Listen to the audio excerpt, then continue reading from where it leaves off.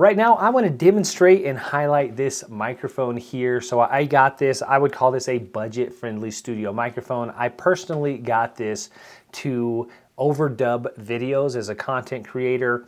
I like to go back to the videos and overdub with audio, and this is a great solution for that. Right now, you're hearing audio from a lavalier microphone that's going directly into my camera, but here within the editing software, what I like to do is come over here and just record directly. So I'm going to go ahead and transfer over, and now we are going to pick up on the FiFine microphone. So it's spelled FiFine, but I've heard it pronounced FiFine.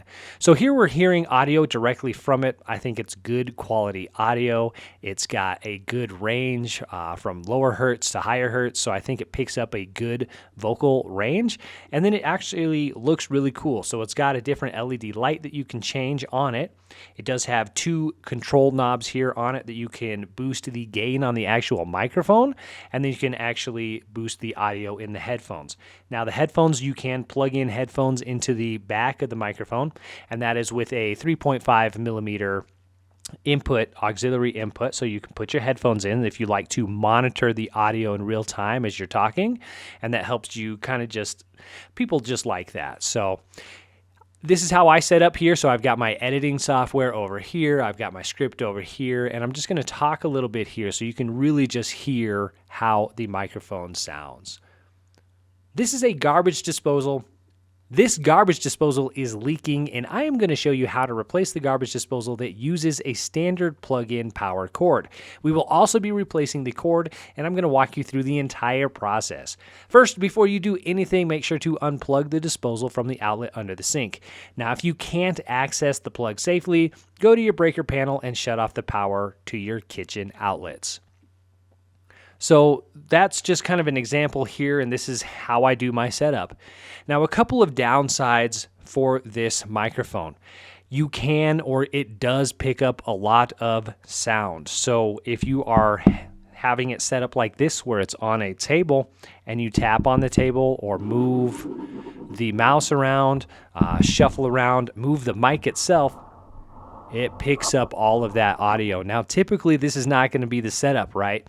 A microphone like this, you're probably going to want to mount it onto a microphone stand or something, and that's not what I have. I don't have that set up because I'm not using it like that. This is fine for me because when I'm recording, I'm not going to be doing any of that stuff, touching it and moving it around, and really any microphone, you should not be moving it around that much. However, a lot of the newer podcasts that people are doing right now, they do like that ability to move it around, so I would recommend getting some type of stand or something if you're going to be using it for that. However, for the overdubs and things that I'm using it for, this works perfectly.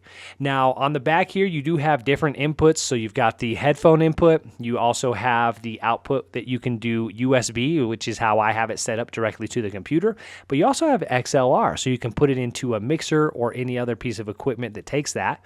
And then the cord, you can do USB-A or USB-C. So it's USB-C plugging into the back of it, but if you wanted to plug it into the side of a laptop, you can do that directly. I have a different control panel there that I plug the microphone into.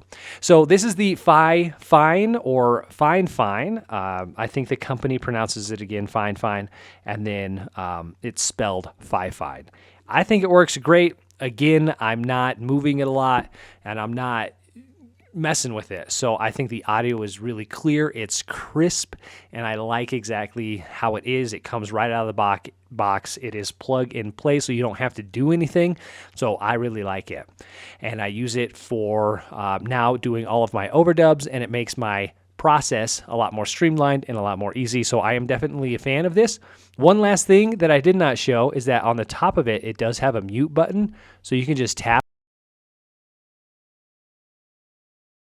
Now, you didn't hear anything that I said, but I basically said I've muted it and you can't hear me right now, but it's just a little button on the top that you can tap to mute it.